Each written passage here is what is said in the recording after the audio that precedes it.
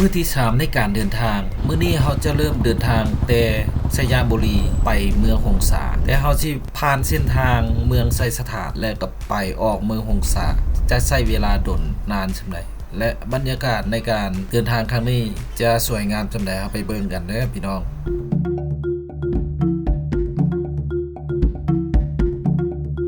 โอเคตอนนี้เราก็สิเดินทางไปที่หงสากันแล้วเนาะออกจากสยามบุรีเนาะบ้านพัก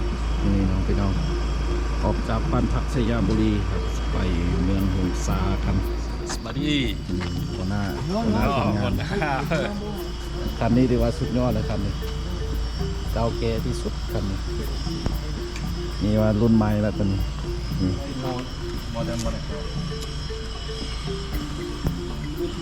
ไปกันเลยไปก่อนพี่น้องเขาไปเจอกันที่หงสานะพี่น้องฝนคือจิโตกวัว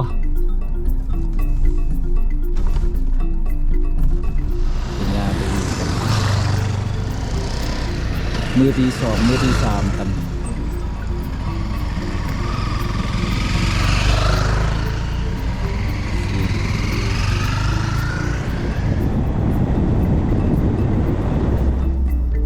เขตนี้จะเป็นเขตสวนสร้างสยามบุรีพี่น้องเสียสร้างแต่ว่ามีแต่งัว งัวหลายพี่น้อง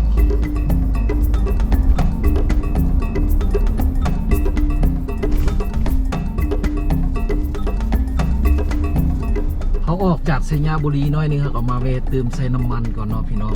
ใส่ทุกคันเลยเนาะวันนี้เนาะตุ้ยกับชิใส่กันเดี๋ยวนี้ก็เป็นเวลาอยู่10 โมงยัง8 นาทีเนาะเราจะใส่น้ำมันกันไปเจอกันที่หงสาเนาะพี่น้องเนาะนี่เกียมใส่น้ำมันกันนี่คือเส้นทางไปเมืองไซสถานเนาะพี่น้องเราซีออกจากเมืองไซสถานแล้วก็ไปเมืองหงสากันเนาะเพราะเมื่อกี้นี้เขาออกจากสยามบุรีแล้วก็มาเมืองไซสถานตอนนี้เขาก็เดินทางมาฮอดบ้านพรเปียกนะพี่น้องนี่คือบ้านพรเปียกเนาะไปที่ฮอดเมืองไซสถานเลย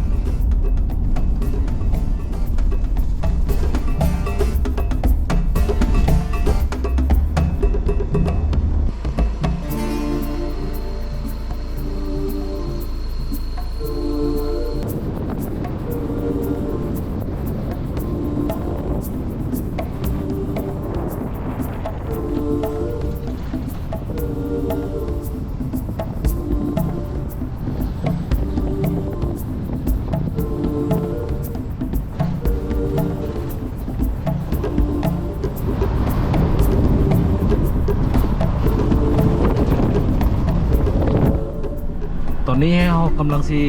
ลงค่อยสั้นๆเนาะแล้วก็ไปลงไปฮอดดินภูเส้นทางไปอย่างนั้นเนาะเมืองไซสถานเนาะพี่น้องออกจากไซสถานแล้วก็สิไปเมืองหงสาเด้อพี่น้องออกจากเมืองไซสถานเราต้องไปเมืองหงสากันเลยเส้นทางเมืองไซสถานกันตอนนี้เราก็ฮอดแล้วเมืองไซสถานเนาะพี่น้องอันนี้คือตัวเมืองไซสถาน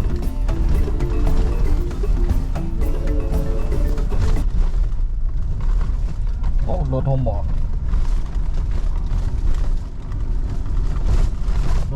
เมืองไซสถานนี่คือตัวเมืองไซสถานพี่น้อง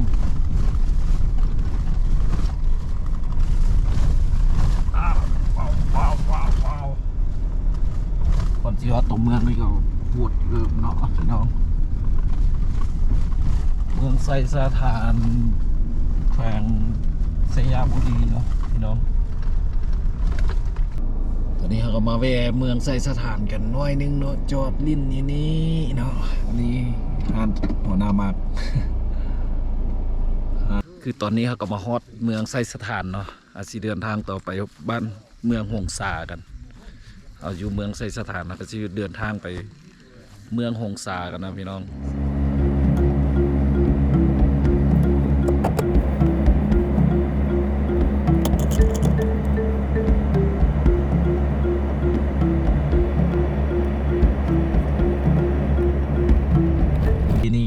ทางนะผู้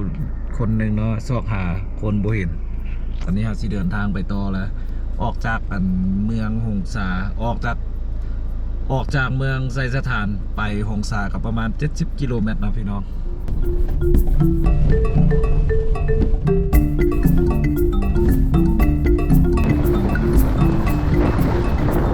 เขตหมู่บ้านเพิ่นก็สิเฮ็ดทางปูยางใส่เนาะ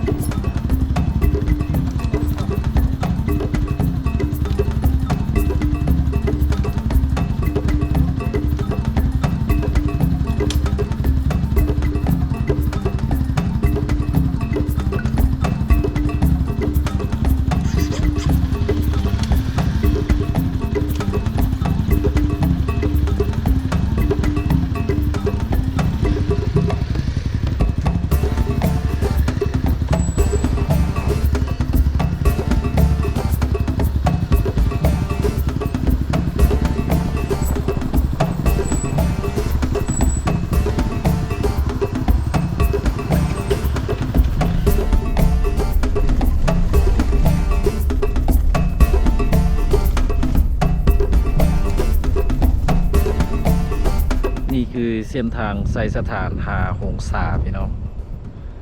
เดี๋ยวนี้ก็เขาจะเฮ็ดให้เฮ็ดสวนเนาะป้าโทษเพิ่นละสุดยอดเลยพี่น้อง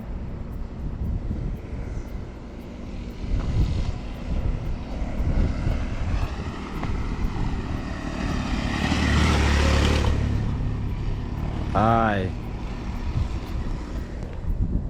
ยังเท่ามากอยู่เสียอะไรเขาก็มาฮอดทางผู้ยางแล้วเนาะพี่น้องทางทดสอบมาลุมมัน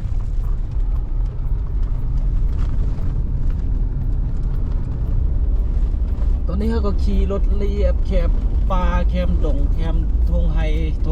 เนาะพี่น้องเจ้าเขาจะเห็นไฮหลายพี่น้องถึงด้านลงอยู่กับบ้านแน่น้ำเนาะขัดให้พี่น้องบ้านเดินบนรถจักรเอาขี่ขัดมา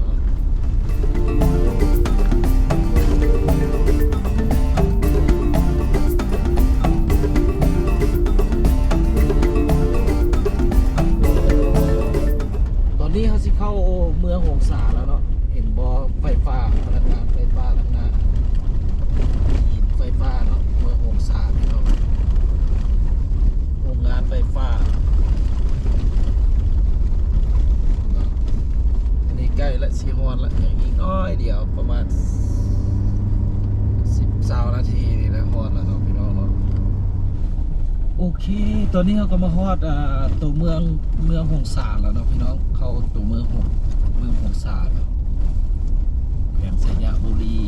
เมืองหงสาเนาะนี่คือเมืองหงสาเด้อพี่น้องเราจะเข้าไปในเมืองกันมื้อนี้เราก็สินอนหงสาแล้วก็มื้ออื่นเราสิออกไปหลวงพระบางแล้วก็ไปนอนอยู่หลวงพระบางเนาะพี่น้องโอเค